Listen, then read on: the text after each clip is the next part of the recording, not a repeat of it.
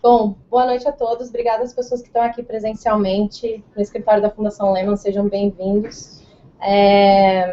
Hoje eu e o professor Felipe, a gente vai falar um pouquinho para vocês sobre o Programa de Talentos Lehman Fellowship, que é o programa de bolsas e de talentos aqui da Fundação, especificamente sobre os programas da Harvard Kennedy School, especificamente o MPA-ID. Então, a gente vai ter no final um espaço também para tirar dúvidas de vocês. A minha explicação vai ser bem mais rápida, eu quero dar uma explicação geral sobre o programa de bolsas da Fundação Lehman, que é o Lehman Fellowship, que é realmente focado em transformação social do Brasil. Então, pessoas que têm o compromisso e o sonho de ajudar a transformar o Brasil. Só um contexto geral sobre a Fundação Lehman. A Fundação Lehman é a nossa casa onde vocês estão. É uma fundação familiar que existe desde 2002, fundada pelo empresário brasileiro Jorge Paulo Lehman. A nossa missão tem dois pilares, que na verdade é 80% do nosso trabalho, é ajudar a melhorar a qualidade da educação no Brasil. Então, dentro disso, a gente tem uma área de inovação, uma área de políticas educacionais, uma área de gestão para aprendizagem, vários projetos que eu encorajo todos a explorarem um pouco do nosso site, conhecerem mais do nosso trabalho nessa área, que é focada em educação básica, ou seja, ensino fundamental e médio, um pouco de educação infantil, para ajudar a melhorar a qualidade da educação. O segundo pilar da nossa missão, que é onde a gente vai focar a conversa hoje, é a área de talentos, que é por acreditar que pessoas comprometidas vão ajudar a transformar o Brasil. Então, nosso objetivo com esse segundo pilar da missão é apoiar pessoas de altíssimo potencial que vão ajudar a liderar transformações no Brasil nas diferentes áreas. Então, não só em educação, mas em saúde pública, trabalhando em governo, políticas públicas, no setor privado, enfim, os diversos desafios sociais que o Brasil ainda tem. Então, dado esse contexto, o nosso principal programa nessa área de talentos é o programa Lehman Fellowship, que é o que eu vou contar para vocês agora. Nosso objetivo com esse programa é, de fato, acelerar transformações sociais no Brasil, nessas áreas cruciais para o desenvolvimento. E a gente quer, nos próximos anos, formar uma rede de 500 líderes. Hoje a gente tem 200 Lehman Fellows que fazem parte da rede, e a gente quer que cada vez mais a gente tenha um grupo crescente e ainda extremamente qualificado e comprometido com esses valores. Os elementos desse programa, ele começou como um programa de bolsas, mas hoje a gente chama de um programa de talentos porque não são só as bolsas, né? A gente tem todo um trabalho de desenvolvimento de rede e apoio ao desenvolvimento de carreira para realmente potencializar as ações que os Lehman Fellows podem ter. As nossas universidades parceiras são essas 7, então só uma fora dos Estados Unidos, que é a Oxford, que entrou no ano passado, também Columbia, Harvard, Stanford, Illinois, UCLA e Yale. Aqui tem um pouco um overview das diferentes áreas, como eu disse, são áreas relacionadas a impacto social. Então, em educação, a gente tem um programa de mestrado da Harvard, em Stanford, mestrado, doutorado e o Joint Degree, MBA, junto com o MA, em educação, na Escola de Educação de lá, onde a gente tem um Lehman Center, então tem um grupo de professores dedicados à educação. Em Columbia, o mestrado no Teachers College, que é a escola de educação mais antiga do mundo, também bem tradicional, em Nova York. Eu acho que a área de gestão pública, que talvez seja gestão pública e políticas públicas, que eu imagino que a maioria de vocês esteja muito interessado. A gente tem o programa da Harvard, os programas de mestrado da Harvard Kennedy School of Government. Também em Columbia a gente tem os mestrados da CIPA, que é a School of International and Public Affairs. E em Oxford, que entrou no ano passado, o mestrado da Blavatnik School of Government, então também nessa área. E a gente tem outras áreas, eu não vou focar tanto, vocês podem olhar também, tem um folder e o nosso site para ver mais detalhes, em áreas de saúde pública, em outras áreas, e doutorado, em áreas bem amplas, desde que focados no Brasil. Só para explicar um pouquinho de como funciona, a gente pode também tirar mais dúvidas depois. A Fundação Lehman, ela tem uma parceria com essas universidades, então são as próprias universidades que selecionam, que fazem toda a parte de admissions para o curso e também para as bolsas. Então, por mais que seja assim uma bolsa da Fundação Lehman, são essas universidades que gerenciam todo o processo. A gente sempre confia muito na qualidade da seleção que eles realizam, então é tudo através deles, com base em critérios pré-acordados conosco. Então, normalmente, em grande parte das escolas vai ter um essay específico, porque você quer ser um Lehman Fellow, além dos essays normais da application. Por isso, a gente sempre destaca que vale a pena olhar em detalhes com cada escola e com cada programa para o qual vocês forem se aplicar, sobre qual é o processo, porque às vezes o processo de admissions e da bolsa é ao mesmo tempo, às vezes é primeiro admissions e depois a bolsa, então vale sempre checar e olhar todos os detalhes de admissions com as próprias universidades. Só para destacar um pouco e deixar vocês com mais vontade ainda de serem Lehman Fellows, a gente, além das bolsas, que claramente a gente tem parcerias estratégicas de olhar somente para universidades de excelência, parceiros de excelência, a gente tem também nessa rede encontros, diferentes encontros para falar sobre temas relevantes para a rede. Tem um encontro anual que acontece, vai ser agora em agosto, inclusive a gente tem mais de 50 fellows presentes, onde a gente consegue ter um final de semana, discutir temas interessantes. E o Roadshow que eu queria destacar, que é um evento que a gente tem para os Lehman Fellows no ano de formatura. Então, antes de terminar o curso, durante o Spring Break, tem um grupo de fellows que vem para o Brasil e a gente faz uma imersão itinerante, como a gente chama, né? Então passa por diferentes cidades, diferentes locais, normalmente envolvendo São Paulo, Brasília, Rio de Janeiro, mas visitando mesmo diferentes líderes nos seus locais de trabalho. Então, nesse ano a gente falou com pessoas como Aécio Neves, Marina, a gente falou com o Haddad, prefeito de São Paulo, e a gente consegue realmente ter uma conversa bem franca, e o objetivo desse encontro é os fellows se reconectarem com a realidade brasileira, muitos deles estão há algum tempo já fora do Brasil, e também identificarem quais são os desafios e oportunidades que eles querem lidar ao retornar para o país. Então é uma oportunidade bem interessante que a gente oferece para os Lehman Fellows, e a gente consegue realmente um ambiente de muita informalidade, de conversa franca dessas pessoas com os Lehman Fellows, e eles realmente têm um feedback muito interessante da experiência que é esse tipo de encontro. Isso em relação à rede. Em relação à carreira, como eu disse, a gente tenta dar o maior apoio possível para potencializar as ações de pessoas que já são excelentes. A rede tem a ver com isso, porque a gente acredita muito que pessoas muito boas fazem muitas coisas sozinhas, mas quando elas estão juntas e conseguem trabalhar juntas, elas fazem muito mais. Por isso, então, a gente ajuda na conexão entre parceiros e fellows. Então, muitas vezes, quando um fellow quer um contato com alguém, a gente tenta facilitar, que tem a ver com a realização dos seus projetos. E a gente tem também hoje um programa mais estruturado de apoio. Então, identifica oportunidades interessantes, especialmente no setor público, no terceiro setor, com o perfil dos fellows. Então, a gente identifica oportunidades e também conversa com os fellows, especialmente os que estão retornando, sobre quais são as áreas que eles querem atuar e tenta ajudar nesse pareamento para que eles encontrem as oportunidades ideais para o seu perfil. Então, esse é um pouco do trabalho da Fundação Lehman. O nosso foco principal é na parte de rede e carreira, então o que acontece depois que os Lehman Fellows são selecionados, para realmente potencializar o seu contato. Como eu disse, a minha fala é bem breve, eu vou deixar para o Felipe contar um pouco mais para vocês, especificamente dos programas da Kennedy School. Obrigado, Ana Laura. Um prazer estar aqui. Boa noite para vocês. Boa noite para os que estão assistindo à distância. Boa tarde, bom dia para os que forem assistir depois também. Meu nome é Felipe Campante. Eu sou professor associado de políticas públicas na Harvard Kennedy School. Eu também sou brasileiro, como vocês podem julgar pelo carioca, pelo sotaque. Enfim, estou nos Estados Unidos há bastante tempo, mas na qualidade tanto de professor como de brasileiro, enfim,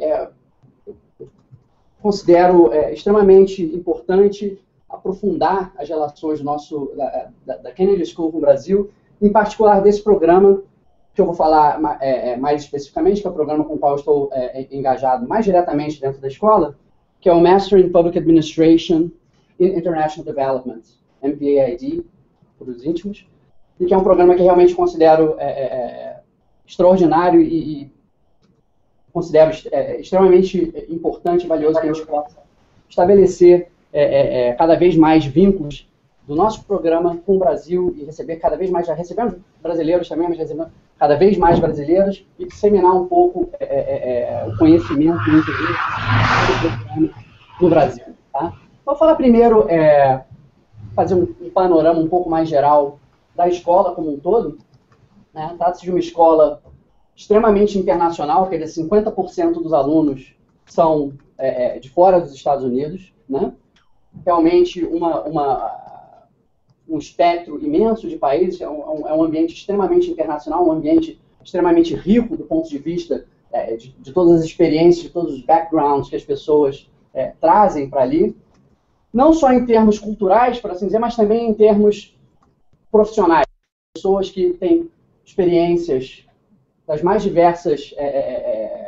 diversos tipos, no setor público, no terceiro setor, no setor privado, e com uma ampla gama também de espectros de tempo de experiência. Então, é realmente uma escola que preza e prima pela diversidade, pelo encontro de pessoas que vêm de backgrounds diferentes, mas com a mesma intenção, com a mesma paixão por tentar fazer do mundo um lugar melhor, por intermédio do conhecimento e do estudo das políticas públicas e da prática das políticas públicas. Então, nós temos diversos programas dentro, programas de mestrado, temos também programas de doutorado, mas eu não vou entrar nesses detalhes, mas diversos programas de mestrado com características diversas para públicos diversos, mas um deles é realmente extraordinário, todos são muito bons, mas eu vou enfatizar o Master in Public Administration and International Development, que é um programa bastante único e realmente com poucos correspondentes, mesmo em outras instituições, no sentido de que nós tentamos dar uma formação para futuros policy makers, uma formação bastante sólida do ponto de vista técnico, mas sem perder de vista a conexão com os problemas práticos e com o fato de que esses problemas são multifacetados e, portanto, uma abordagem multidisciplinar é importante. Quer dizer, que nós temos uma ênfase no instrumental quantitativo da economia e da ciência social, mas com sem perder de vista a importância dessa visão multidisciplinar. Né? Então, o que é o programa? É um programa no qual a ideia é exatamente formar, ele surge da percepção de que existe um espaço não preenchido dentro das carreiras de desenvolvimento internacional para líderes com uma formação técnica um pouco mais sólida. Né? A ideia, em geral, programas de mestrado tradicionais vão ter uma formação um pouco mais, com menos ênfase nesse lado,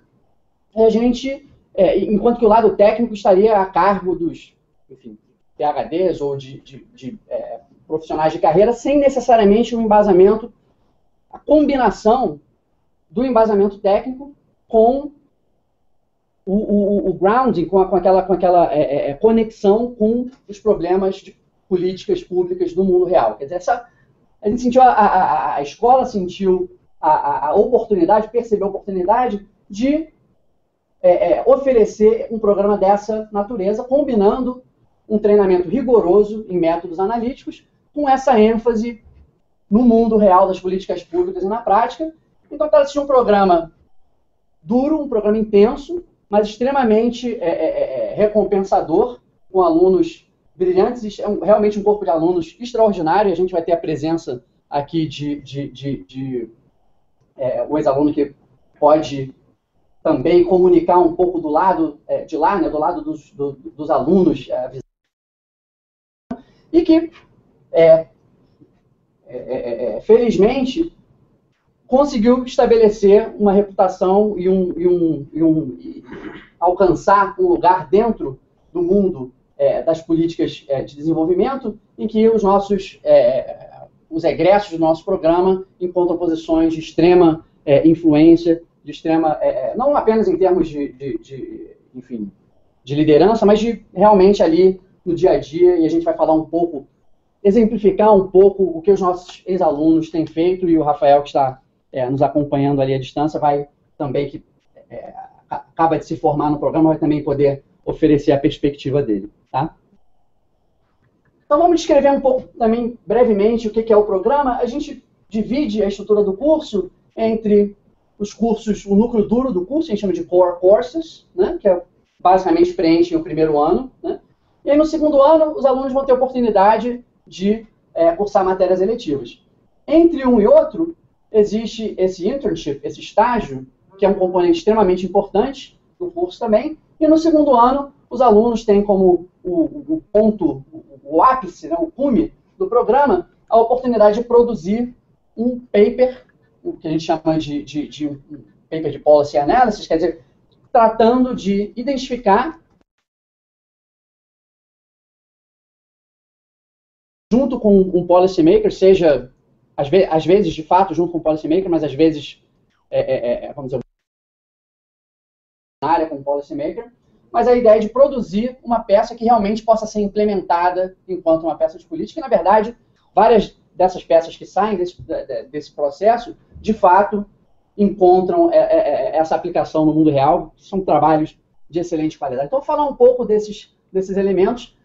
No primeiro ano, a gente vai ter uma sequência bastante intensa de microeconomia, macroeconomia, que é o que eu ensino um dos dois cursos de macroeconomia do primeiro ano, métodos quantitativos e desenvolvimento econômico, né? Então, são cursos ensinados no nível de pós-graduação, tá? No nível avançado, porque a gente considera que realmente para você ter a capacidade de desenhar políticas e analisar políticas a fundo, você precisa ter esse instrumental dominado. Então, é por isso que a gente considera importante ter essa base e, ao mesmo tempo que, em paralelo com esse core, a gente tem outros cursos designados para trazer esse aspecto multidisciplinar, né? Cursos olhando mais pelo lado institucional ou pelo lado de gestão pública, que a gente considera fundamental. Não adianta você desenhar políticas sem saber como implementá-las na prática, né?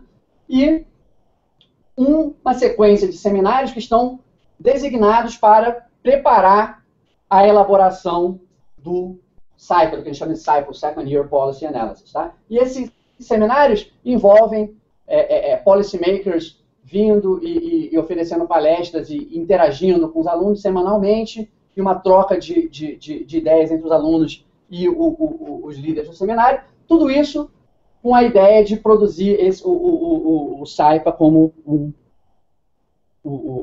enfim, o resumo de todo o conhecimento adquirido ao longo do curso. Tá?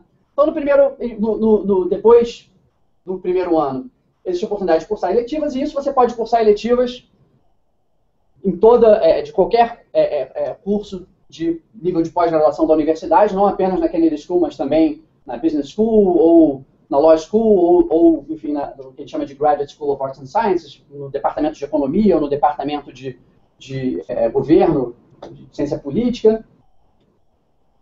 Focando, a gente oferece eletivas também nossas, mas também a oportunidade de cursar eletivas, inclusive no MIT ou em outras escolas da área. Tá? Então, você pode escolher um determinado aspecto, seja, por exemplo, desenvolvimento sustentável, ou políticas sociais, ou setor privado, e aprofundar o seu conhecimento com a amplíssima gama de cursos que a gente oferece tanto na Kennedy School e ainda mais considerando todos esses outros recursos, enfim, não só na universidade, como em Cambridge e em Boston. Né? O que são os internships, esses estágios ao qual eu me referi? Entre o primeiro e o segundo ano, os alunos vão passar o verão do hemisfério norte. Esse período eles encontram os alunos que acabaram de terminar o primeiro ano e estão, nesse momento, nesses internships. Eles vão para algum lugar do mundo, e nós temos, enfim, uma série de conexões já estabelecidas, mas tem todo um processo para colocar os alunos em vários lugares do mundo, e eles vão trabalhar diretamente em conjunto com policymakers, né? Também pode ser, em vários casos, no setor privado também, ou em ONGs, etc. Mas vão trabalhar diretamente, aqui é um exemplo, alguns dos nossos alunos no Sudão do Sul, eles foram para lá para prover assessoria ao governo do Sudão do Sul. Pelo mundo afora, com extrema preferência para que não seja no país de origem do aluno, para ele realmente obter uma experiência para além disso. E ele passa aqueles 3 meses vivenciando policy making na prática e também, idealmente, coletando insumos e pensando no paper que ele vai produzir no segundo ano. Nem sempre o paper vai vir desse trabalho, mas, idealmente, o desenho é tal que idealmente isso será o que ocorre. Mas, de qualquer forma, é uma experiência, e o Rafael pode falar sobre isso também, uma experiência extremamente rica, extremamente importante, e que literalmente muda a vida de muitos dos nossos alunos. Né?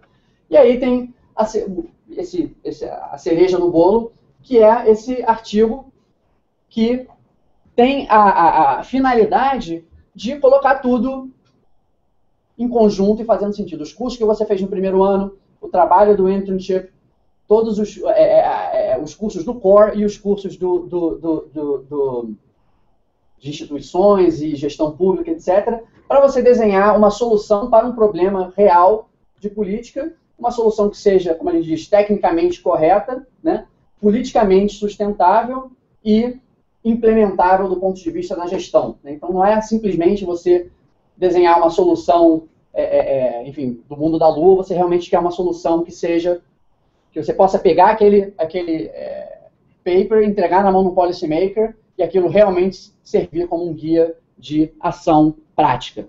Tá?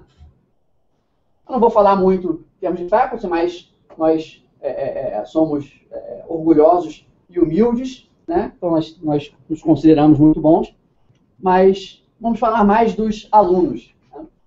O corpo de alunos que nós temos é um corpo bastante diverso, a gente pode ver aqui que a maior parte vindo de países em desenvolvimento, né? Tal como o Brasil, vários americanos também, mas, enfim, é uma diversidade enorme em termos da proveniência dos alunos. Pessoas, em geral, relativamente jovens, mas não apenas, né, não apenas, enfim, na casa dos 20, mas com alguma experiência de trabalho, alguma coisa que possa sinalizar um comprometimento com uma carreira em desenvolvimento. A gente quer realmente formar líderes no campo das políticas de desenvolvimento.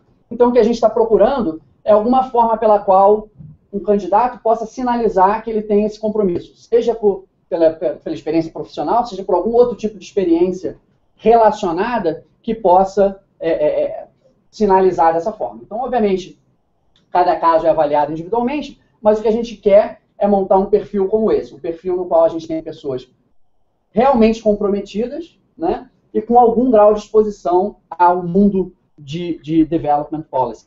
Tá? Então, eu vou, enfim, aqui alguns depoimentos que nós temos aqui na apresentação, mas eu vou pular para deixar o Rafael falar ao vivo, que eu acho mais interessante. Mas acho também importante dar uma ideia para vocês de o que as pessoas vão estar fazendo depois que elas se formam. Né? Quais são essas carreiras que que a gente está preparando pessoas para preencher. Né? E a resposta é que existe uma diversidade grande de carreiras, mas unificada por esse compromisso com o desenvolvimento. Então, nós temos alunos, por exemplo, que vão para o setor público, né? Seja internacional, seja, enfim, seus países de origem ou de outros países mesmo. Algumas vão para o terceiro setor, ou algumas resolvem fazer doutorado depois, vão se tornar pesquisadores. Algumas fundam social enterprises, se transformam em social entrepreneurs, e algumas vão para o setor privado. Então, não é uma questão de nós estamos formando apenas líderes no setor público. Nós queremos ter pessoas que também vão para o setor privado, porque a gente considera que desenvolvimento não é uma coisa que ocorre apenas via governos. É muito mais amplo do que isso. Então, a gente quer exatamente esse perfil em que a gente indo para governo, a gente indo para terceiro setor e a gente indo para o setor privado. Né? Então, por exemplo, temos profissionais extremamente bem colocados dentro do Banco Mundial. Esse é um programa extremamente prestigioso do Banco Mundial, que nós temos vários alunos regularmente que vão para esse programa. Aqui um outro exemplo, no caso de governo, né, setor público não internacional, né, setor público nacional, setor privado, né, também pelo mundo afora, think tanks, né, enfim, pessoas pensando sobre políticas também, ONGs e social entrepreneurs, que a gente considera também extremamente importante. Algumas das ONGs mais inovadoras que existem no momento foram fundadas por ex-alunos nossos. Nós temos tremendo orgulho disso. A gente pode, inclusive, falar um pouco mais disso depois no perguntas e respostas. Tá? Então, a gente tem aqui algumas, enfim, informações mais específicas, que eu não vou entrar em grande detalhe, porque isso aqui está tudo no site. Tá? Se vocês quiserem detalhes e informações sobre prazos, o que a gente espera em termos de pré-requisitos, etc., etc., vocês podem olhar no site e a gente pode deixar mais tempo para a gente ouvir o que o Rafael tem a dizer, para passar um pouco o ponto de vista do aluno do MPA-ID, e a gente depois abrir para perguntas e respostas, para realmente poder transmitir tanta informação quanto possível. Vou passar a bola para o Rafael, então.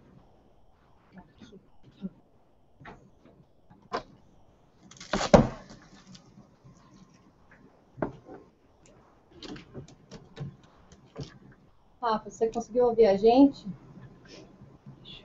Acho que está mudo ainda. Tem que tirar o...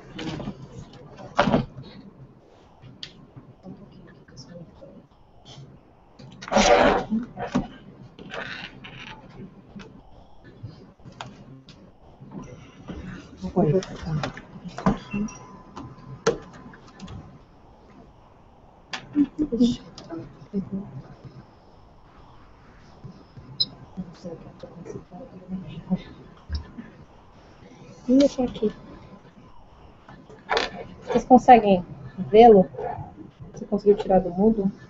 Tirei. Oi? Oi, Rafa. Então, você está vendo as pessoas aqui na sua frente? Gente, o Rafael, então, como o professor falou, ele está concluindo esse curso. Ele é Lehman Fellow também, participou do Roadshow esse ano, antes dele concluir. E... Foi meu aluno e monitor do meu curso no MPA. E é isso, acho que, Rafa, você pode contar um pouco da sua experiência como aluno da Kennedy e também como Lehman Fellow. E Temos depois um outro a gente... ex-aluno lá atrás, o Marcos, que pode falar também. Legal. Se quiser vir aqui para frente, tem uma cadeira aqui para você. Mas, Rafa, a palavra está com você. Tá bom, obrigado, gente. Oi, tudo bem? Prazer, meu nome é Rafael.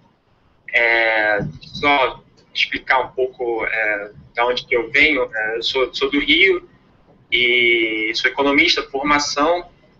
Antes de ir para os Estados Unidos, eu trabalhei no BNDES por 2 anos, na área de parcerias públicas e privadas e concessões. E aí, agora acabei de me formar no MPID, em maio agora, e vou começar a trabalhar lá em Harvard mesmo, no Center for International Development, que é um grande centro de pesquisa aplicada lá, que fica baseado fisicamente naquele tipo, mas abarca professores da universidade inteira. E, enfim, como o nome diz, a gente lida com problemas de desenvolvimento econômico. Eu, particularmente, vou trabalhar no Growth Lab, dentro do centro, que é o programa que lida com mais questões de desenvolvimento do setor privado e competitividade política industrial, mas também gestão pública. Então, é um trabalho que envolve pesquisa e consultoria, digamos. Então, pegando esse gancho do final do Felipe de empregos, eu acho que uma coisa muito legal desse programa é essa amplitude de entrada no mercado que você tem. Então, por exemplo, eu escolhi esse caminho um pouco mais ligado à academia, mas você tem gente na minha sala, por exemplo, que está indo para as grandes consultorias, tem gente que, a maior parte das pessoas, elas voltam para os países de origem para trabalhar em governo, mas, além disso, tem muita gente trabalhando em organismos multilaterais também, bancos de desenvolvimento internacionais, como o Banco Mundial. E setor privado é uma fração menor, pelo próprio perfil do programa, mas é uma parte que está aumentando cada vez mais. Então, o que tem que ser lembrado a respeito do MPID é que é um programa muito novo, ele tem, se eu não me engano, uns 15 anos. Então, ele está começando a estabelecer uma reputação e, a partir disso, ele vai conseguindo gerar entrada em diferentes nichos de mercado. Então, por exemplo, já temos muita entrada no Banco Mundial. O FMI é algo mais incipiente, mas que já está acontecendo. O FMI é um lugar que contrata majoritariamente doutores, mas já tem gente do MPID começando a ir para lá. Mesma coisa, digamos, mercado, setor privado, pessoal que vai trabalhar com macroeconomia, numa asset. o MPID está começando a ter entrada nisso também, isso dentro da ótica que o Felipe falou de development no sentido mais amplo do termo. E outro segmento importante também é o pessoal que monta suas social enterprises, que é algo que também tem uma importância relevante no MPID. Inclusive, você pode ver, por exemplo, uma turma de 70 pessoas, 3 pessoas montaram as suas social enterprises quando se formaram. E ao longo desses 15 anos você vai vendo que as que vão dando certo, elas vão contratando pessoas dentro do programa para trabalhar lá dentro. Então, social enterprises que vão lidar com avaliação de política pública na África, usando dados, ou então sobre organizações lidando com educação. Então, isso é uma coisa bem bacana do programa, que ele já está com uma identidade muito forte. Então, existe já uma comunidade de pessoas no mundo inteiro ligado ao programa que elas trocam muita experiência e trocam muita figurinha, né, de emprego, oportunidades, parcerias, colaborações. Isso é uma coisa bem legal do programa. Como o Felipe falou, é um programa rigoroso, então tem um custo de entrada alto, que é basicamente o primeiro ano.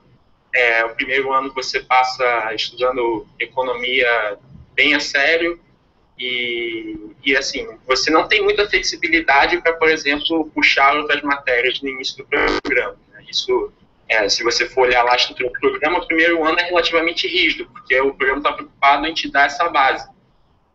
Isso é um trade-off que o programa tem uma clara posição a respeito, que a partir do segundo ano você tem a liberdade, enfim, aí você pode fazer seletivas tanto dentro da Kennedy School como no MIT, na Business School de Harvard, nas outras escolas de Harvard, mas esse primeiro ano serve para te dar essa base e também ele é muito positivo no sentido de estabelecer esse cohort, né, esse grupo de pessoas, geralmente são 70 por ano que entram, que vai gerar esse senso de grupo, de coletividade, não só em termos pessoais, mas até em termos intelectuais. Acaba sendo um grupo de pessoas que pensa development juntas e de uma forma parecida, embora não que seja todo mundo pensando exatamente do mesmo jeito, mas é interessante que se crie uma linguagem comum onde as pessoas podem conversar a respeito de problemas de desenvolvimento. Rafael, posso te interromper um pouquinho aqui? Claro. É porque eu acho interessante, nesse ponto que você está falando, dessa comunidade de ex-alunos, etc., acho que trazer o Marcos Vinícius, que se formou em 2010, né, que acho que ele já tem um pouco mais de tempo. Você foi Lehman Fellow também ou não? Não. Fui Setúbal Fellow. Mas para trazer um pouco essa perspectiva já de médio prazo, por assim dizer, de como é que essa característica que o Rafael salientou talvez tenha impacto na sua carreira profissional, e você é um exemplo que veio para o setor privado, né? Acho que também pode dar um pouco dessa visão também, né? Então, acho que o Marcos puder falar um pouquinho aqui. Você está de costas para mim, tá, Rafael? Mas, vamos lá. Primeiro, boa noite. Eu acho que primeiro é a alegria de ver a sala cheia, certo? De ver tanto brasileiro interessado em fazer o curso. É uma coisa que a gente tem lutado muito para aumentar o número de brasileiros. Eu acho que não só na Kennedy School, mas em Harvard de uma forma geral. Acho que a gente ainda é muito pouco representado o nosso país dentro de Harvard. Eu acho que assim, a primeira coisa que eu poderia falar para vocês é sobre o que une, eu acho que todo mundo que está aqui, eu acho que é a paixão, tá? É a paixão por tentar fazer um mundo melhor. Cada pessoa vai tentar escolher fazer esse mundo melhor de uma forma diferente, que nem a gente viu os perfis aqui das pessoas que participaram no curso. Eu trabalho no Itaú desde que eu me formei, sou economista de formação também desde 98, e no banco a gente tem uma diretoria que lida com o setor público. E eu sempre quis também me especializar mais no setor público, entender melhor como que o mundo do setor público funciona. E é impressionante como, independente de você estar no setor privado, ou você querer trabalhar no governo, ou fundar uma ONG, como a gente precisa de pessoas que entendam como funciona o setor público. Tá? Então, seja trabalhando no setor público, ou trabalhando para o setor público de alguma forma. Então, eu acho que isso é a primeira característica. Não importa se você quer trabalhar no setor privado ou no setor público, se você quer montar a tua própria ONG, de alguma forma, essa paixão por tentar mudar o mundo é o que faz é o que une todo mundo das mais diferentes formas e origens. Então, acho que isso que é muito legal. E, conforme o Rafa está falando, o Felipe explicou aqui, essa rede que você forma, eu acho que é uma rede super importante e super poderosa. Vou dar um exemplo muito simples disso. Eu estava indo para ver um jogo da Copa, sentou um cara do meu lado, um cara que era austríaco, e aí a gente começou a falar, etc. Tal, e aí eu comentando, eu morei em Boston, etc. Eu disse, eu também. Ele falou, o que você fez? Eu fiz aquele disco, cara, eu também. Tá? E ele hoje é o CEO no Brasil de uma das empresas que era patrocinadora da Copa. Aparecia muito no outdoor, chamada Ingli, que faz projetos de energia solar. Então, para vocês terem uma ideia, então o cara, eu acho que aquilo também é uma coisa que ele acredita que trabalhar com energia é algo que também pode mudar o mundo de alguma forma para melhor. Tá? Ele não era um MPA, eu acho que ele fez um MPA, mas é só para ter uma ideia de o quanto que essa rede é poderosa. Tá? E as pessoas se falam muito, quer dizer, eu acho que no mínimo a cada 2 meses eu estou falando com alguém, está chegando algum e-mail, fala assim, olha, você estudou em Harvard, você está trabalhando aqui, você pode me ajudar nisso, você conhece algum contato aqui. Então, eu acho que isso também é um dos principais ganhos que você tem no curso. O MPAD é super organizado nisso, quer dizer, a gente tem uma pessoa lá, para quem entrar, a Carol, que é impressionante. Ela tabula todo mundo que faz, onde que está, onde que trabalha. Se tem pessoas vindo para o Brasil para fazer summer, ela manda um e-mail dizendo essas pessoas vão estar no Brasil. Ela mandou um e-mail falando aqui da InfoSession. Então, assim, eu acho que isso é o principal ativo que você tem quando você faz um curso assim. Tá? E eu, contando um pouquinho a perspectiva do mundo privado, o curso foi super valioso para mim. Tá? Porque ele ajuda a você entender melhor o setor público, como que funciona o setor público, e isso não é só do ponto de vista teórico. Tá? A gente tem uma preocupação enorme no curso de ter casos práticos para mostrar como que isso funciona, e não só no Brasil, mas em diversos países. Tá? E é uma das coisas que você aprende que setor público é setor público em qualquer lugar do mundo. Tá? Seja aqui no Brasil, seja nos Estados Unidos, os problemas são muito parecidos, a forma de você pensar é muito parecida para resolver problemas. Então, eu acho que o MPAD tem essa característica fundamental, de tentar não só ser um curso teórico, mas também ele, através da prática e das discussões, ele trazer muito o que é a realidade de cada um dos países e como que você deve pensar na hora de lidar com o setor público. Tá? Então, eu já passado aqui quase 4 anos agora, né, do término do curso, acho que me ajudou demais do ponto de vista de carreira. Tá? Não sei se... Não, acho que foi uma ótima intervenção. Rafael, eu acho que a gente pode agora abrir um pouco para as perguntas, porque acho que aí a gente pode, enfim, tocar outros assuntos que a gente acabou não tocando e, enfim, acho que vai ser mais proveitoso dessa forma. Então, vamos abrir para perguntas. Podem ser para mim, podem ser para o Marcos, para o Rafael, para a Ana Laura, quem for de direito. As pessoas da internet também, se quiserem, podem fazer perguntas. Não, vamos aqui. Tá. Por favor. No caso daquele paper, por exemplo, vão para algum lugar, por 3 meses e tal, foi no Brasil que vocês fizeram? No caso dos ex-alunos, foi em outro lugar? O do Summer ou do não, porque só para...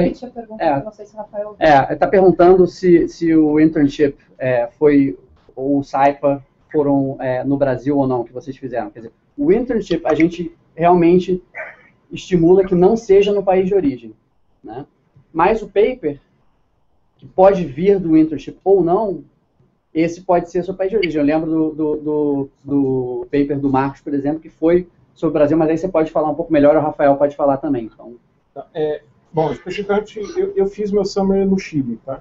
O Itaú tem uma operação no Chile, eu trabalhei na tesouraria do Itaú Chile. Talvez assim, tenha pouquíssimo a ver com o que a gente que eu estava fazendo durante o curso, mas aí, em função de eu trabalhar no banco, tinha uma exigência que eu fizesse o summer, o banco não abria a possibilidade de eu fazer o summer em algum outro lugar. Tá? Era muito complicado do ponto de vista burocrático, então eu voltei para o banco um pouquinho para fazer. Agora, foi interessante porque o meu papel, o meu paper do final do ano, inclusive foi orientado pelo Felipe, foi sobre renegociação de dívidas de governos estaduais. E é impressionante, assim, que como o paper que a gente fez ajudou e muito a abrir esse mercado no Brasil. Tá? Era uma coisa super incipiente. Esse negócio era uma política de governos estaduais tomando empréstimos no Brasil. Então, assim, tem essa preocupação enorme também do que a gente faça desse paper no final do ano, seja algo que tenha uma aplicabilidade prática muito grande. E a gente tem inúmeros casos disso no programa, de como esse paper te ajuda depois a orientar o que você quer fazer depois do curso. Tá? Rafael, acho que é um excelente exemplo, um excelente paper desse passagem. Não é para ele estar aqui que eu estou falando. De fato, foi muito bom. Rafael, qual foi a sua experiência? O meu SAIPA, ele foi sobre o desenvolvimento do mercado de dívida privada no Brasil, né? Debêntures, esse tipo de ativo. Então, aí isso acaba até sendo uma certa tensão, porque se você já tem uma ideia do que você quer fazer para o seu SAIPA, se você quer fazer sobre o seu país, muitas vezes você quer fazer o seu estágio relacionado ao seu SAIPA e aí, invariavelmente, no seu país. Então, isso até foi o meu caso. O meu estágio eu fiz no Brasil, fiz num banco, para poder entender melhor sobre o mercado. E assim, como o Felipe falou, o programa incentiva muito que as pessoas não voltem para o seu país de origem, mas é óbvio que isso é dentro da sensatez, da razoabilidade. Então, eu fui lá, conversei com a direção do programa, falei, pô, eu quero fazer esse estágio no Brasil, porque eu acho que vai ajudar com o meu SAIPA, e eles deram bastante apoio. Então, a coisa de fazer o estágio em um país diferente do seu é uma linha geral de orientação que eles dão e que, de fato, faz muito sentido. Meus colegas todos de sala, o americano e o australiano foram para trabalhar no governo da Nigéria, os latinos-americanos foram para o Banco Mundial na Indonésia, enfim. Isso é algo que me estimula muito e que faz muito sentido, mas também tem esse outro lado de que se você quer fazer o seu trabalho de fim de curso sobre o seu país, às vezes faz sentido você ir para o seu país e fazer o estágio lá, que foi o meu caso. Pergunta os internautas. Então, professor, tem uma pergunta aqui. Na verdade, ela está perguntando se você poderia comparar um pouquinho, que ela está na dúvida entre o MPA-ID e só o MPA.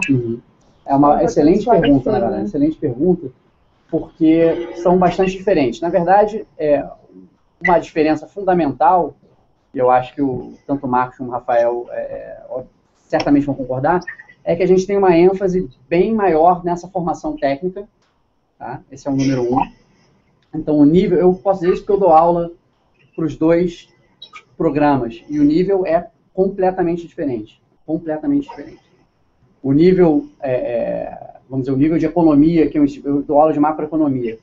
O nível de macroeconomia que eu dou para o MPA ou para o MPP é o nível que aqui você veria na graduação, tá? Enquanto que o nível do MPAD é um nível de pós-graduação mesmo. Tá? Então, a formação técnica é um diferencial, assim, é outro nível. Não quer dizer que isso faça do nosso programa um programa melhor para qualquer perfil, né? Mas é bem importante ter claro qual o perfil que cada programa tem. A segunda coisa é o foco em desenvolvimento, né? Então, o nosso programa é um programa voltado explicitamente e integralmente para problemas de desenvolvimento econômico. Então, nós vamos estar pensando tanto no âmbito dos cursos, como no âmbito dos seminários, dos estágios, do SAIPA, né, do paper de segundo ano, tudo isso voltado para problemas de desenvolvimento. Então, problemas que são mais prementes em países em desenvolvimento, etc. Novamente, entendidos de uma forma ampla, mas isso faz muita diferença na prática, né? Então, se o seu interesse é em desenvolvimento econômico, quer dizer, como é que você quer entender problemas de política, tais como eles se manifestam particularmente em países em desenvolvimento, essa é a ênfase do nosso programa. Tá? Então, esses dois elementos, o elemento do ferramental técnico, que a gente enfatiza, e o lado do desenvolvimento, são os grandes diferenciais do nosso programa. Tá? Então, é bom ter isso em mente para saber qual que é o perfil que, enfim, se afina com o seu plano, né, profissional de carreira. Eu acho que, pegando o gancho aqui do por exemplo, vou dar um exemplo na minha turma. Tá? Tinha uma menina chamada Jenny, menina inteligentíssima, que ela trabalhava no Google nos Estados Unidos. E o Google, ela tem uma presença em países em desenvolvimento muito grande. Então, para ela, como uma empregada do Google, não sei se eu acho que ela continua no Google até hoje. Mas para ajudar o Google nesses países em desenvolvimento, principalmente na África, você tem que conhecer o lado do setor público, como que ele opera. Então, estou dando um exemplo de perfil de alguém que está no setor privado e precisa desse arcabouço técnico para ajudar no desenvolvimento, tá? Porque também para o país, você ter o Google investindo no país, isso é super importante do ponto de vista de desenvolvimento do país, tá? Então, isso é um pouco do que eu acho que o Felipe está comentando, tá? Por isso que assim, desenvolvimento econômico é uma coisa que tem muitas variáveis, tá? Então, isso é importante também, porque desenvolvimento econômico a gente pensa de uma forma bastante ampla. Então não se trata apenas de ver o que, enfim, estudar o que acontece ou tentar melhorar as políticas na aldeia, na África. Não, a gente está pensando em desenvolvimento, tal como isso implica pensar em qual é o melhor mix de políticas para a política monetária no Brasil. Né? Mas a gente está pensando no Brasil e não na Suíça. Então e a gente acha que os problemas que estão presentes no Brasil, ou na Colômbia, ou na África do Sul, são distintos dos problemas que estão presentes na Suíça, ainda que possam ser estudados com um instrumental, enfim, aplicável a uma ampla gama de problemas, como é o instrumental da economia, tá? E da ciência social quantitativa. Tem mais uma pergunta aqui. Acho que o Rafael quer. Rafa, pode falar. Oi.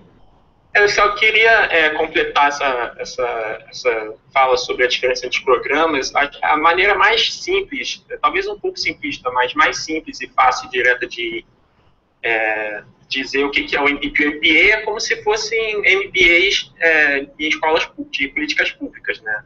Eles têm esse foco em gestão, implementação. E o nosso programa é até difícil fazer um comparativo, porque é um programa bastante único, e ele tem começado a ser reproduzido em outras escolas só agora, ele mesmo é muito recente. Então, mas é o que a gente tem tentado dizer, que é um mestrado em economia, com foco em desenvolvimento econômico, e políticas públicas, com uma ênfase também em implementação. Então, essa diferença entre o MPED e os outros programas é bem marcada, e uma coisa que tem que ser dita é que, por essa diferença ser marcada e por esse nível de exigência ser maior, então, por exemplo, no primeiro ano, você tem uma necessidade maior de se dedicar à sua atividade acadêmica no MPID do que nos demais programas, no MPP e no MPA. Isso é uma distinção muito clara que existe. Então, assim, colocando bem francamente, né, os trade-offs, se você está indo para o MPID, no seu primeiro ano, você vai ter uma dificuldade maior de se envolver em atividades extracurriculares dentro da Kennedy School e de Harvard em geral. Isso é um padrão que se reproduz ao longo dos anos, foi assim no meu ano, nos anos anteriores, nos anos seguintes. Então, esses trade-offs têm que ficar bem claros. Em resumo, nós somos os nerds da Kennedy School, tá? Português, com orgulho. Com orgulho. A gente tem mais uma pergunta aqui, depois... Aí, essa questão do desenvolvimento, especialmente para desenvolvidos, leva o curso a ter uma ideologia mais heterodoxa ou uma coisa mais... Se você está se referindo a heterodoxo no sentido que a gente usa no Brasil, a resposta é não. É um curso extremamente... enfim, o instrumental é o da economia tal como entendida, como o Danny Roderick, que é um dos pais intelectuais do curso, agora ele está em outra instituição, mas assim, uma economia, né, muitas receitas de política, mas uma economia. Então não é um curso também orgulhosamente ortodoxo em termos da metodologia. Claro, multidisciplinar, porém, do ponto de vista do instrumental da economia que a gente está falando, é um curso ortodoxo. Eu acho que, pegando o gancho, assim, a primeira preocupação que a gente tem quando a gente está fazendo alguma política, que é o curso é o seguinte: o que você está propondo como política, se é tecnicamente correto. Tá? Então, o instrumental que se procura dar no curso é o seguinte: olha, você tem que ter a capacidade, tá, de provar que aquilo que você está falando ou está propondo é tecnicamente correto. Tá? E aí eu acho que não entra um pouco se é ortodoxo ou se é heterodoxo, etc. Eu acho que não, do ponto de vista técnico, tá, se aquilo está correto. E aí a gente sempre brinca que tem as outras duas coisas que você tem que perguntar, tá? Se aquilo se ele é politicamente suportável, quer dizer, se você vai conseguir ter apoio para implementar aquilo, tá? Que é super importante também, e se aquilo é factível de ser implementado.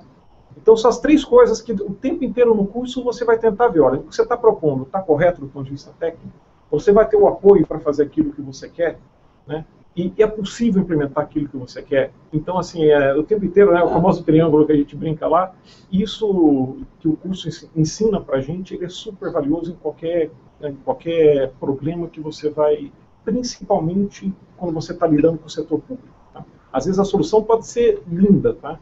Mas se ela não encaixar nas outras duas coisas, não adianta que ela não vai para frente. Tá? Luiz,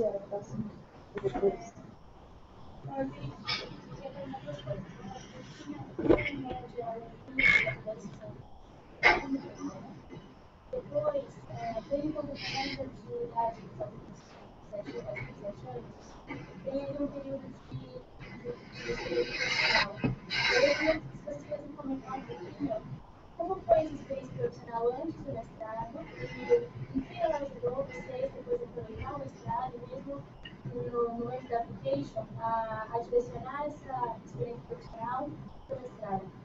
Eu vou responder a primeira parte e eu vou deixar vocês falarem a segunda. Você só repete a pergunta. Tá bom. A pergunta foi, primeiro, quantos brasileiros a gente aceita tipicamente? E a segunda é pensando em termos da experiência profissional, dado que a idade média com que os alunos chegam para a gente, e é uma exigência explícita, quer dizer, uma forte recomendação explícita de que a pessoa tenha pelo menos alguns anos de experiência. Enfim, qual foi a experiência no caso deles e de que forma essa experiência os ajudou em termos do application e em termos do programa também. Quer dizer, quantos brasileiros a gente admite varia. No ano do Marcos foram 4, teve mais. Em geral tem pelo menos 1 ou 2, mas a gente quer que sejam mais. Né? A gente quer que sejam 4, 5 todo ano, algum ano pode ter aí. A gente quer uma diversidade também geográfica dentro da turma. Né? Então a gente quer que tenha gente de várias partes do mundo, então a gente não quer que tenha 40 brasileiros, mas a gente acha que tem menos do que deveria ter. Né? Então, assim, a gente recebe, talvez na média seja algo como 2,5, 2 por ano, mas a gente realmente quer que seja mais do que isso. Tá? Sobre experiência profissional, só ressaltando que o que a gente deseja é que a experiência, do ponto de vista de quando a gente está julgando os applications, a gente deseja uma sinalização do comprometimento com a carreira de desenvolvimento, tá? E development policy, por assim dizer. Existem várias formas de mostrar esse comprometimento, a experiência é uma delas. Eu vou deixar o Marcos e o Rafael ilustrarem com os casos deles como é que isso se encaixou ali. Eu já trabalhava no Itaú antes de fazer application na parte que lida com o setor público. Do ponto de vista de carreira, eu não queria fazer um MBA justamente porque eu acho que, como o meu caminho de carreira era para o setor público, eu queria ter uma experiência mais específica em relação ao setor público, tá? A lidar com o setor público. E aí, essa questão de dívida que a gente estava falando, para mim era um ponto super importante, de ver como que os estados e os municípios pudessem resolver um problema de endividamento que eles têm hoje com o governo federal. E o curso me ajudou muito a ter o que a gente fala do framework para pensar em relação ao problema. Tá? Então, eu me formei e voltei para o Itaú e continuo trabalhando com isso com o setor público. Tá? De novo, dentro da linha, o seguinte, olha, o Itaú tem um papel super importante na economia do país e tem um papel super importante no relacionamento com o setor público de uma forma geral. Então, a gente precisa também ter pessoas dentro do setor privado que entendam como se relacionar com o setor público, e isso é super difícil de encontrar. Eu acho que esse é um excelente exemplo, porque isso mostra, né, quando a gente fala experiência de trabalho relevante do ponto de vista do desenvolvimento, pode ser no setor privado, né, e aí você está contando a experiência que você teve no setor privado e indicando como é que aquela experiência se encaixa no perfil do curso, quer dizer, uma experiência de setor privado em relação ao setor público, num país em desenvolvimento, tentando entender um aspecto importante do ponto de vista do desenvolvimento do Brasil. Então, isso acho que é uma excelente ilustração de como diferentes tipos de experiência, a do Rafael é diferente, vai mostrar isso. Então, Rafael, se você puder falar brevemente da sua experiência, acho que ajuda também. Como eu falei no início, antes de eu ir para Kennedy School, eu passei 2 anos no BNDES, funcionário concursado, mexendo com PPPs. Eu até achei que 2 anos talvez não fosse suficiente para entrar no programa. E eu acho que, em média, as pessoas têm um pouco mais de experiência de trabalho do que isso. Mas como o Felipe falou, acho que o programa está muito interessado em ter mais brasileiros. Então, isso acaba abrindo alguns graus de liberdade, né? Nesse sentido de tempo de experiência, ou idade, ou tipo de experiência. Só esclarecendo, eu tinha 2 anos de trabalho no BNDES, mas antes eu tinha feito um mestrado em economia na USP. Então, isso também é relevante, né? Mestrado em economia também é considerado uma experiência relevante para o programa.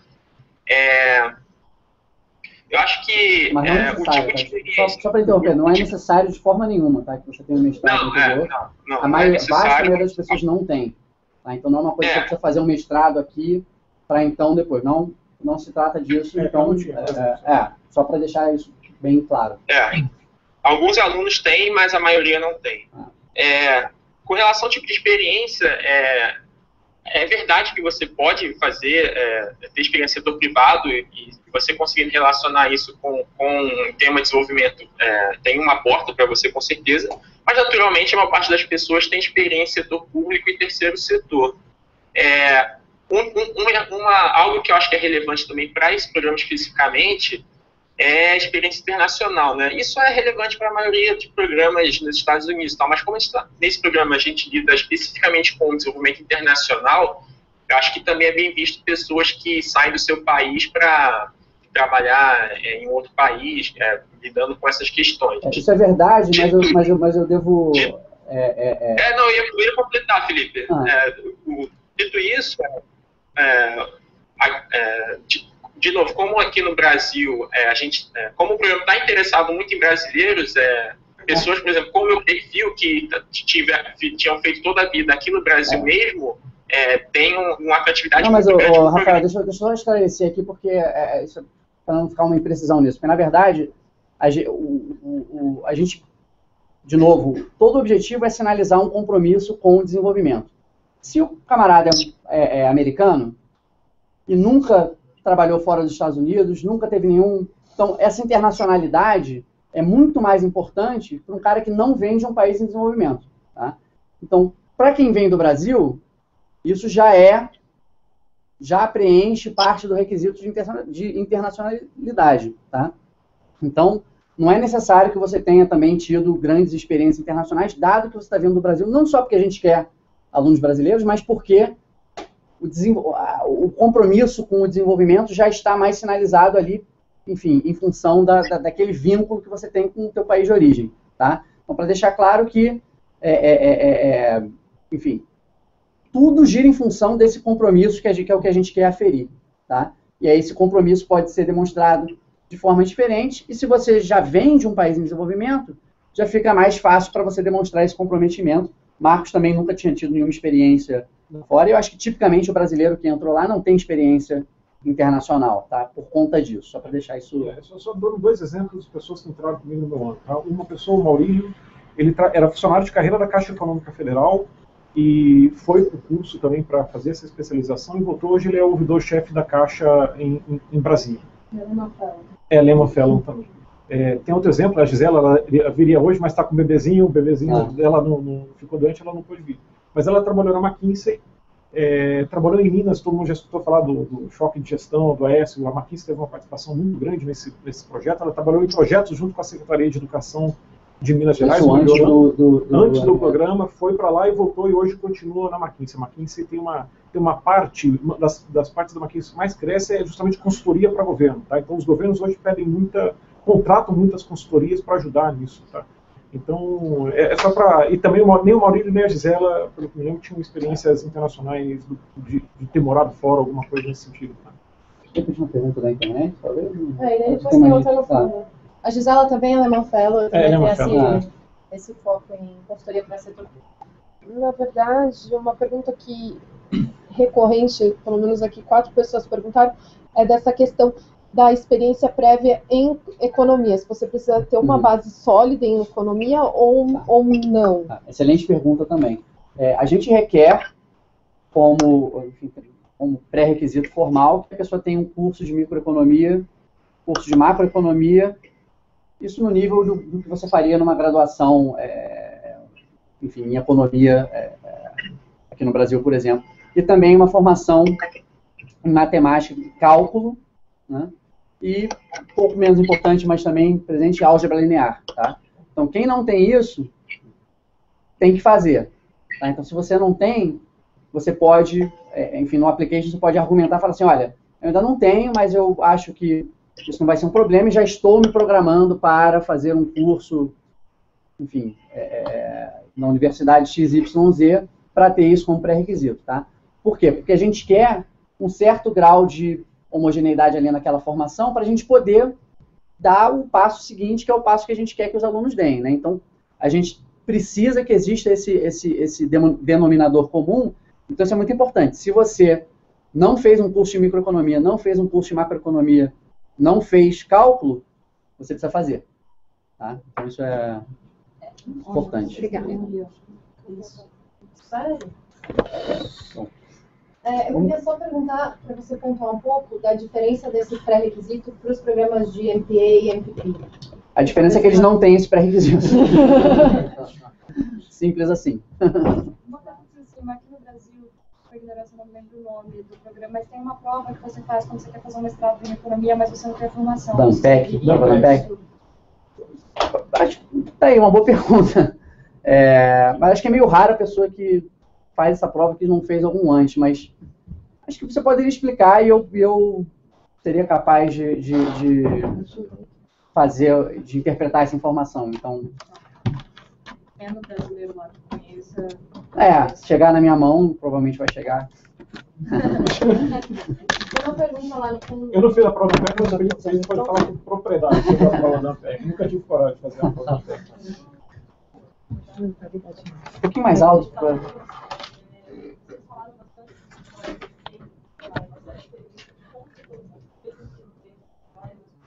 Perfeito.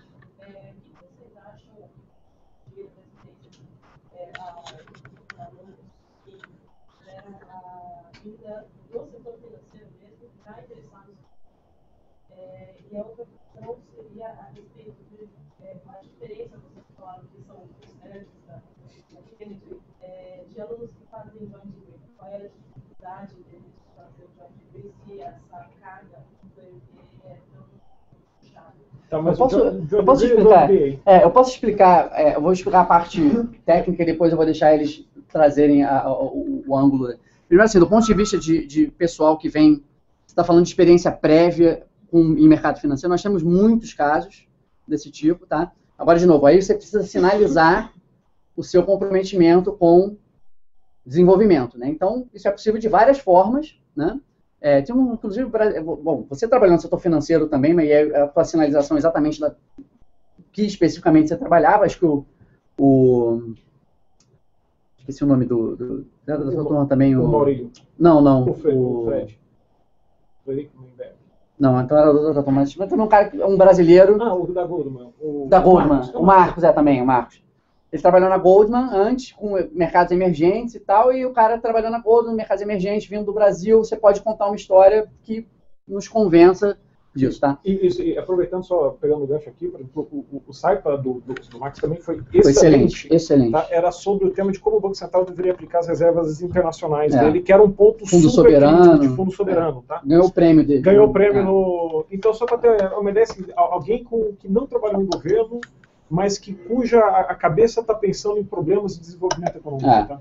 E aí, sobre o Joint Degrees, eu não cheguei a mencionar isso, mas a gente tem, está no slide seguinte aí, a gente tem essa oportunidade, então várias pessoas, né, fazem Joint Degree, seja com MBA tipicamente, mas também, às vezes, Direito. O que acontece é que o primeiro ano você faz com a gente, o segundo ano você faz na Business School, e aí o terceiro ano você volta e faz o SAIPA, tá? Então você faz em 3 anos o Joint Degree, tá? Então é assim que funciona. Que é excepcional. Tá? Eu acho que quem tem tempo, tá, os 3 anos, etc., tal, eu acho que te dá uma formação fenomenal. Eu fiz 3 matérias na Business School, também, tá? Que também é uma escola sensacional. Tá? Então, para quem quer principalmente trabalhar no setor privado, essa união do que é as matérias da Cambridge, do MPID, junto com a de Business, tá? Aí você pode trabalhar a liderança, outros aspectos são importantes do ponto de vista de business, tá? Eu acho que é sensacional. Só lembrando que é importante uma coisa, você tem que ser aceito nas 2 escolas de forma independente, tá?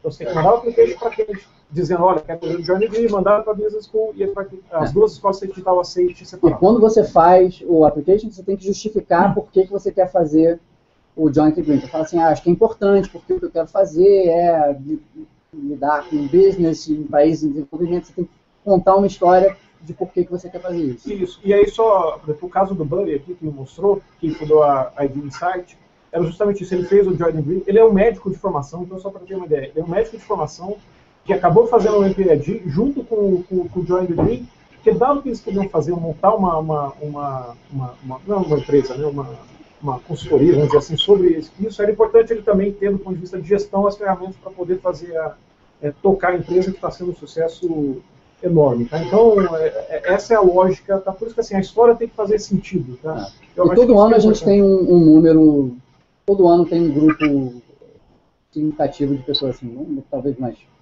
não é enorme, porque a gente não quer que seja enorme, mas tem um número razoável.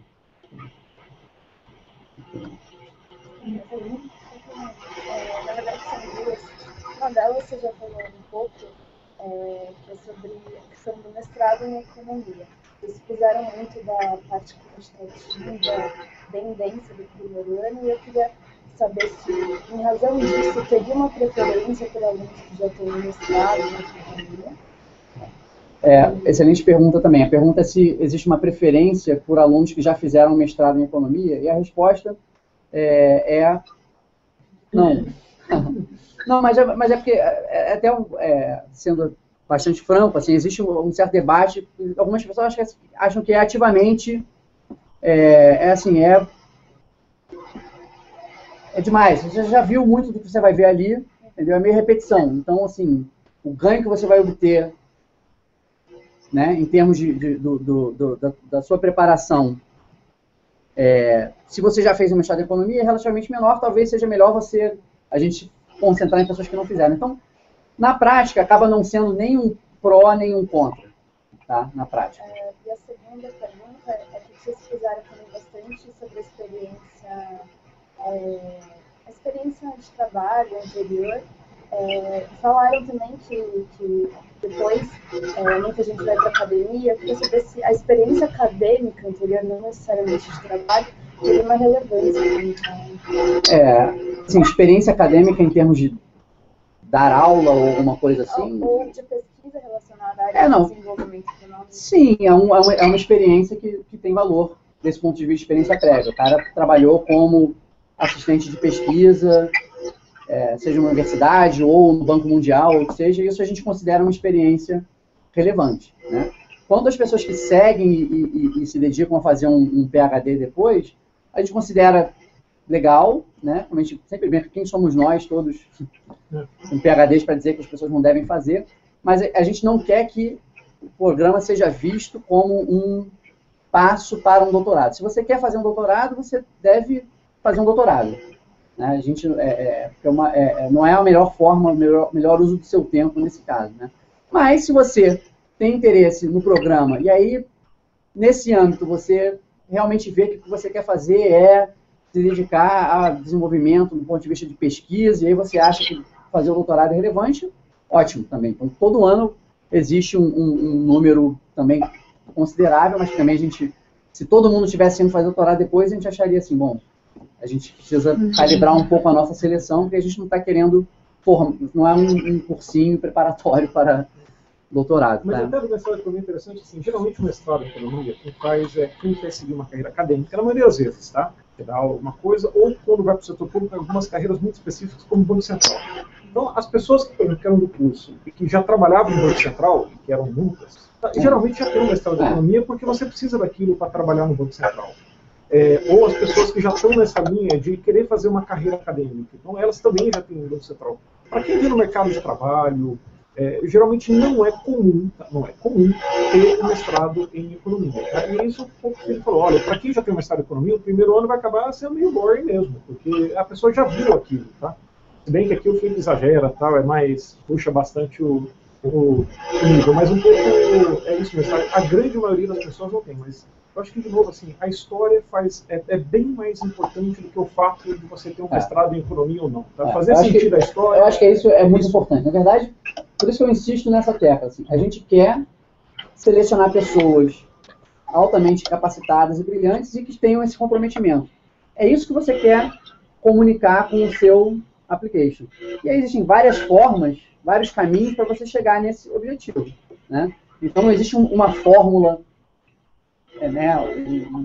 uma fórmula A, B e C para você chegar lá. Você tem que contar a história, então, e essas histórias, cada um tem a sua, e é disso que se trata. Nesse ponto eu só queria comentar, porque isso é uma coisa, acho que às vezes para o brasileiro que está acostumado a conhecer os programas de mestrado disponíveis no Brasil, seja mestrado acadêmico, seja mestrado profissional, o processo de application é muito diferente. Então, como o professor estava falando, para um mestrado nos Estados Unidos, e esses são mestrados profissionais, né, você tem que entender muito mais e saber vender muito mais por que aquele curso faz sentido para você, na sua vida, na sua carreira, nesse momento. E isso implica você conhecer muito bem o que é aquele curso, qual é o valor que ele agrega, quem são os professores. Se você puder já ter falado com alguém que foi para lá, ou um professor de lá, eu quero fazer esse curso específico com esse professor, tudo isso são elementos que ajudam muito no seu processo de application e, ao mesmo tempo, ajuda você a refletir se realmente aquilo faz sentido para o seu momento de carreira. E isso vale para muitos dos outros programas, então por isso a gente tem, pelo Lehman Fellowship, bastante experiência em relação a isso, e é importante salientar as diferenças, né? Então a coisa da história fazer sentido, a entrevista, tudo isso tem que ser muito bem mais encadeado do que num processo padrão que se tem no Brasil. A gente tem essa pergunta, depois só uma última pergunta que a gente já passou do nosso tempo.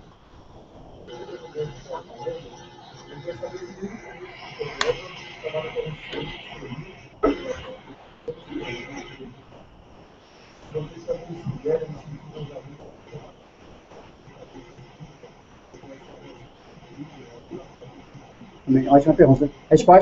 A pergunta é se a gente tem um sistema de tutoria já desde o princípio do curso, né, para dar suporte aos alunos, né, e se a gente estimula os alunos a entrarem em contato com os professores e, enfim, interagir, explicando quais são os seus interesses, etc. A resposta é sim e sim. Muito nos dois casos, né. Rafael, por exemplo, foi monitor do meu curso de macroeconomia. Então, tipicamente, a gente vai ter um aluno do segundo ano, ou às vezes do doutorado, como monitor. Não só tem um monitor, e tem também o que a gente chama de course assistants, né, que são pessoas que tem um monitor que vai dar uma aula de monitoria semanal, e course assistants que vão estar lá para você poder ir lá tirar dúvidas, etc., e vão estar fazendo esse auxílio. Então tem uma estrutura muito grande, bem pensada também para isso. E em termos de interação com os professores, a gente realmente estimula isso também. E eu acho que tem, posso dizer, enfim, eles podem falar do outro ponto de vista, que tem bastante. Porque realmente você tem... primeiro que o projeto do Cycle envolve um orientador, dois orientadores, na verdade, né? Um orientador substantivo, que é uma pessoa que tem uma expertise no tema que você escolheu, e um orientador que a gente chama de section leader, que é uma pessoa que está ali para te guiar no processo de elaboração do projeto. Então, você vai ter que ter esse orientador, eventualmente. Então, parte do processo de você, inclusive, escolher e você determinar qual o tema que vai seguir, é você já, desde o princípio, estar em contato com os professores. E a verdade é que os professores que estão participando do MPID vinculados, eles realmente, a gente veste a camisa mesmo, né? Acho que você pode testemunhar isso. A gente realmente se dedica bastante ao programa e a gente tem interesse nessa interação, que é o que é de mais legal, na verdade, do programa, exatamente você ter essa interação. Eu vou responder de duas formas. Primeiro, do ponto de vista pessoal, é fundamental você ter um apoio nos seus problemas pessoais do dia a dia. Que também tem, seja de moradia, seja de saúde. Quando você vai morar 2 anos fora, você vai ter inúmeros problemas. Vou dar um exemplo básico, tá? Tinha um aluno da nossa sala que ele era do Afeganistão. tinha um problema meio sério para ele entrar nos Estados Unidos pelo fato de ele ser do Afeganistão por motivos óbvios, tá? Puta, ele saiu e foi para o Canadá para passear com o pessoal. Não conseguiu voltar, passar pela fronteira para voltar para os Estados Unidos. Certo? Então, a escola, ele ligou desesperado para a Carol e falou, Carol, eu estou aqui no Canadá, não consigo voltar. Ela resolve todos os problemas. Então, assim, primeiro do ponto de vista pessoal, um apoio gigantesco. Tá? Do ponto de vista acadêmico, tem uma diferença enorme lá que a carga horária dos professores, tá? Ela já é dimensionada para que ele tenha uma dedicação enorme para os alunos. Né? Então, os professores têm um tempo para dedicar, eu acho que para dar aula, para fazer as pesquisas que eles têm que fazer, e para a dedicação para os alunos, que é muito bem balanceado. Tá? Então, qualquer assunto, e os professores colocam na porta uma folhinha, os horários que eles têm disponíveis na semana, tá? Agora é online, não mais na porta. E você vai lá e fala assim, olha, eu quero falar com o Danny Robb. Você vai lá e põe lá 15 minutos, você vai lá e vai sentar e vai falar com ele sobre o que você quiser falar. Então, tem uma abertura muito grande para isso e tempo para isso, tá? Então tem um acompanhamento, de novo, tanto do ponto de vista pessoal, que é fundamental para o curso, como do ponto de vista acadêmico, muito grande. Tá? Por isso que é bom a gente ter a palavra do ex-aluno aqui, porque enfatizar esse lado que acho que a gente realmente é uma vantagem comparativa nossa também. Última pergunta. Você vê que o curso, após o curso, você tem diversas opções que você pode seguir, desde empreender, ou do setor privado ou setor público. Virar político também? Virar político. É verdade. Temos ministros, ex-alunos. No application, vocês acham que vocês valorizam muito mais uma pessoa que já tem bem definido o que ela quer, ou no final da carreira dela, ou ela pode ter um comprometimento com o desenvolvimento, que você mencionou, e não necessariamente ela já está bem definido qual que vai ser esse caminho? Eu acho que é uma pergunta interessante, porque, por um lado, assim, você quer que a pessoa tenha alguma visão do que ela quer fazer, mas se é uma visão muito específica, a gente, do lado de cá, já fala assim, o cara tá achando que sabe o que ele quer fazer, e na verdade, entendeu? Você vai mudar, você vai se expor, vai estar exposto a tantas outras coisas que, na verdade, não é nem tão, necessariamente tão crível, assim, que você nem leva tão a sério o plano específico. Não é que seja uma coisa negativa, mas não é que você realmente acha que o cara vai seguir aquilo. Você quer uma visão. Eu acho que é um pouco como a Ana Laura falou, você quer que a pessoa argumente por que aquilo ali faz sentido para o plano de carreira dela. Então ela precisa ter um plano de carreira, mas esse plano não precisa ser um mapa detalhado, tem que ser uma visão. Tá? Então é mais nesse aspecto e, de novo, tornando esse ponto de que o que você quer é convencer desse fato, que você tem uma visão e que o curso se encaixa nessa visão, e é isso que você precisa comunicar, basicamente. Só aumentar, porque assim, acho que eu acho que o mais legal do MPID, assim, ele te dá a oportunidade de você fazer o que você queira fazer, tá? Se você quiser trabalhar no setor privado, você vai ter a capacidade técnica para isso. Se quiser trabalhar no governo, você vai poder trabalhar. Se quiser seguir uma carreira acadêmica, você vai poder seguir. Eu acho que é muito legal que a Carol sempre manda, toda sexta-feira ela manda os empregos que existem. E é incrível como que as pessoas falam, olha, circula isso para os MPIDs. Então é meio que um carimbo que eu acho que é muito legal, eu acho que é da qualidade do curso, eu acho que do perfil dos alunos, da forma de pensar, tá? Então eu acho que isso é muito legal. Por isso, assim, às vezes você entra com alguma coisa, mas quando você vai ter tanta oportunidade de fazer coisas diferentes, que é muito difícil mesmo quando você está fazendo application, daqui a 3 anos, quando você sai do curso, você pode querer fazer outra coisa completamente diferente da vida. Então acho que é isso, gente. Muito obrigada por terem vindo, obrigada, professor, obrigada, alunos, ex-alunos, pelo testemunho, acho que foi fundamental. A gente fica também disponível para tirar dúvidas e, assim, eu só queria acrescentar que você, se tornando Lehman Fellow da Harvard,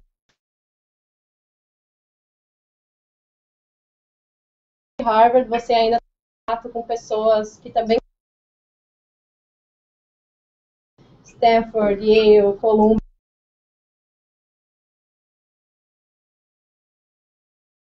semelhantes.